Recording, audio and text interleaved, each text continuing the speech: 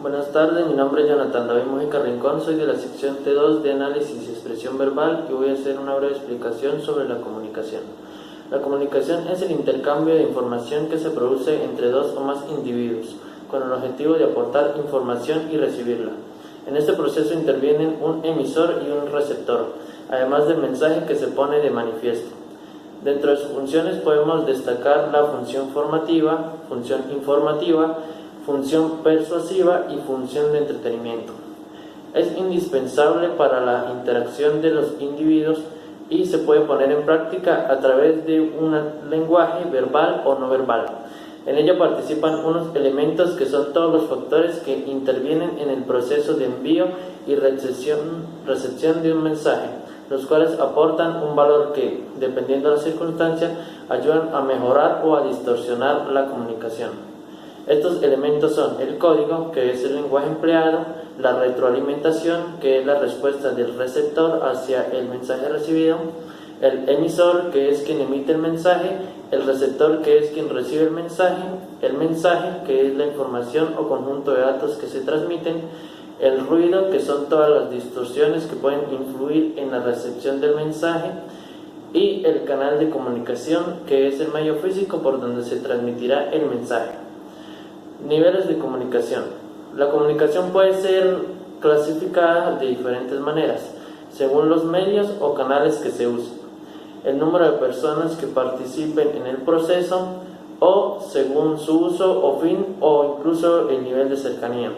Estos niveles son la comunicación grupal, que es la que ocurre en grupo de personas, la comunicación intrapersonal, que es la comunicación que tiene lugar dentro del individuo, o sea, hablar con uno mismo, la comunicación organizacional, que se produce dentro de las organizaciones, ya sean empresas, instituciones académicas, entre otras, la comunicación masiva, que es la comunicación de difusión o de masa, como la televisión, la radio o el periódico, la comunicación intrapersonal, que tiene lugar de forma directa entre dos o más personas físicamente próximas, y la comunicación intermedia, que se sitúa entre la comunicación personal y la masiva, que son el teléfono, internet, entre otras.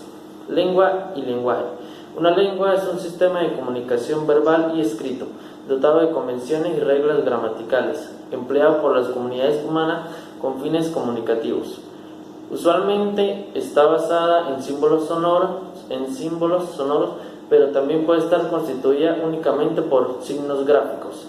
Existe una amplia diversidad de lenguas según cada cultura alrededor del mundo, que se transmiten a través del lenguaje, que es la capacidad que tiene el ser humano para expresarse y comunicarse a través de diversos sistemas de signos, orales, escritos o gestuales. También se usa para referir a todo tipo de sistemas de señales que permiten comprender un determinado asunto o transmitir un mensaje, y ambos términos son análogos y designan sistemas de comunicación empleados para transmitir información. La comunicación animal consiste básicamente en la emisión de señales químicas y físicas de un individuo a otro u otros. Estas se basan en el olfato, el tacto, el movimiento, la postura, los gestos faciales y las señales visuales. Los animales usan su lenguaje para alerta y comunicación, atraer compañeros como un signo de agresión, en busca de comida, entre otros factores, y dentro de sus características tenemos que es instintivo y natural, concreto, inarticulado y rígido, y no creativo. Por otra parte, el lenguaje humano es un sistema de símbolos vocales arbitrarios mediante el cual los miembros de una sociedad se comunican e interactúan entre sí, y es el vehículo principal mediante el que se expresa tanto el pensamiento como el significado. Dentro de sus propiedades tenemos el desplazamiento, la arbitrariedad, la productividad, la transmisión cultural, el carácter discreto y la dualidad de estructuración. En sus características están que es aprendido y convencional, abstracto, articulado, flexible y creativo. Hola, ¿qué tal? Mi nombre es Moisés Ramírez y les voy a continuar con el tema de la comunicación. En la comunicación también hay diferentes temas como la morfosintaxis y la morfología, que es el tema que voy a empezar a abarcar. La morfosintaxis es la combinación de la palabra morfo, que sería la forma en que las palabras están estructuradas y su significado, y sintaxis, que significa el orden y cómo están ellas estructuradas en una oración. Por eso la morfosintaxis es el estudio de las palabras y de sus diferentes partes en el conjunto de una oración. Puede tener funciones y características. La mayor característica es simplemente que estudia el orden y ve cuáles son los elementos que tiene. Por ejemplo, aquí, María juega fútbol, la oración, donde María sería el sujeto, juega el verbo y fútbol sería el complemento del verbo o el predicado. También tiene la función de determinar que cada palabra tiene una morfología diferente y cada una tiene una parte importante en la oración. Además tiene múltiples categorías como son sustantivos, adverbios, artículos, preposiciones, conjunciones, pronombres, verbos y adjetivos. Eso se va a ver más adelante. Seguimos con las oraciones según la actitud del hablante. Son 6, pueden ser enunciativas, que informan un hecho, por ejemplo que hoy fuimos al campo de fútbol. Pueden ser interrogativas, que simbolizan una duda o pregunta. Pueden ser exclamativas, que estas expresan alguna emoción o sorpresa. Las imperativas normalmente son un mandato, una orden. Las dubitativas suelen expresar una duda y normalmente son palabras como quizás, tal vez, a lo mejor. Y las desiderativas expresan un deseo. Aquí tenemos todos los ejemplos. Sabes que va para el examen, interrogativa. Hemos ganado la copa, exclamativa. Voy a buscar a José en el coche, imperativa. Y otras más. La oración simple se puede clasificar como una oración de un solo verbo y que es realmente simple, como dice su nombre. Pero se clasifica en 3 formas. Pueden ser personales e impersonales, donde el sujeto puede estar definido o indefinido en la oración. O sea, se puede ver a simple vista o no, según la modalidad. Es todo lo que vimos anteriormente, que son qué tipo de oración es. Y según la naturaleza del predicado, que puede ser copulativa, que tiene relación entre sí, que es muy sencillo, y la predicativa, que normalmente suele ser con los verbos ser y estar. Luego tenemos las partes de la oración.